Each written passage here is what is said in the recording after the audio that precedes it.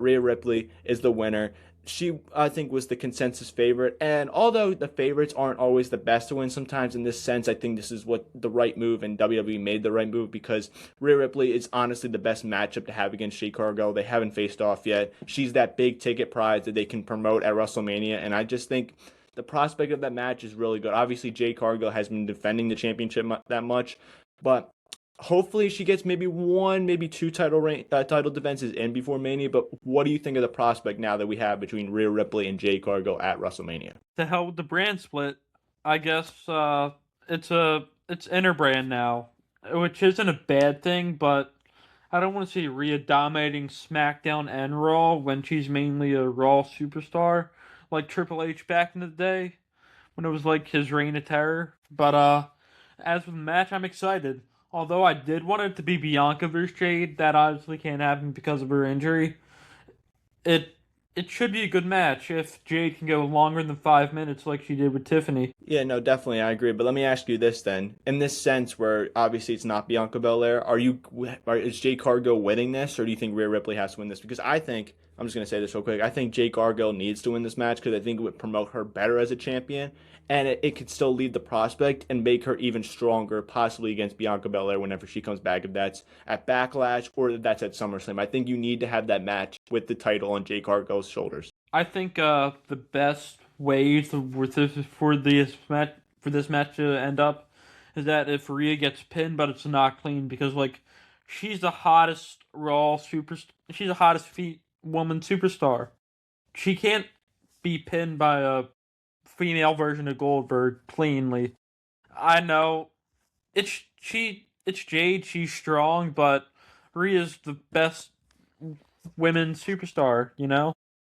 She it doesn't make sense unless it's like an Io Sky version where it's like remember after the Raw after Elimination Chamber where Io won the women's championship.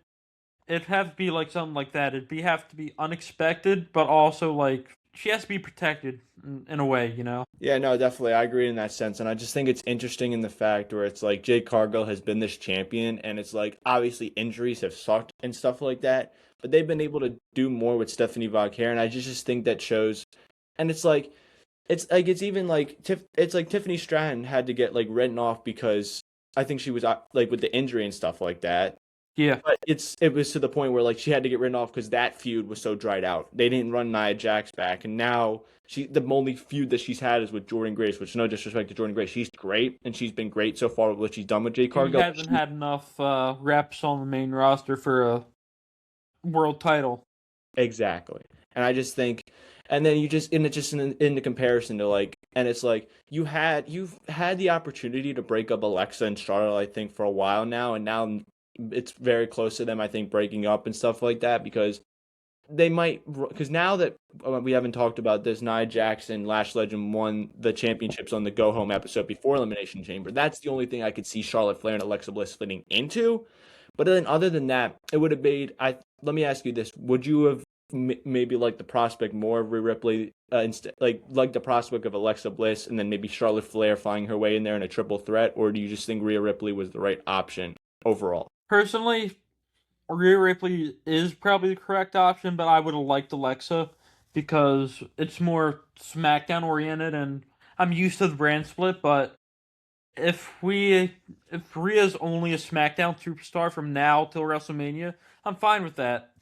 I just don't want dominating both shows, you know. And I just want the Jade needs her promo stuff to be on game if we want the match to pay off. If you know, if we want it to be good, it has to be paid off correctly by good bill. Oh, no, I totally agree. I think that has to be an integral part of this whole storyline because they have plenty of time now. There's a month until WrestleMania, so they have plenty of time to make Rhea Ripley strictly on SmackDown, have good promos, and Jade Cargill needs to expand on her promos. She can't keep saying "I'm that bitch" and walk away. It Yeah, needs to be I more know. extended. You saw what they're doing with Stephanie Vauquer and Liv Morgan, how easily they were able to build that out. That got personal very quickly, and it's going to continue to be that. I think this tonight because now they actually have their own. They're going to have their own interaction, their own promo now that she's picked her, And now I think they need to start to do that on SmackDown. I don't think it's going to be to the caliber of that, but they need to somehow do that because Jade Cargill looked weak as heck last week. You knew she wasn't picking her. You knew they were going to pick Vaquer, and now that started to really refresh that promo, and it's going to be able to be a great feud as we lead up to WrestleMania. But now, if you look at the other side, you know the winner. How they're able to use that feud and it could have good promos, I think, will mean dividends to how the match is received at WrestleMania. So Yeah.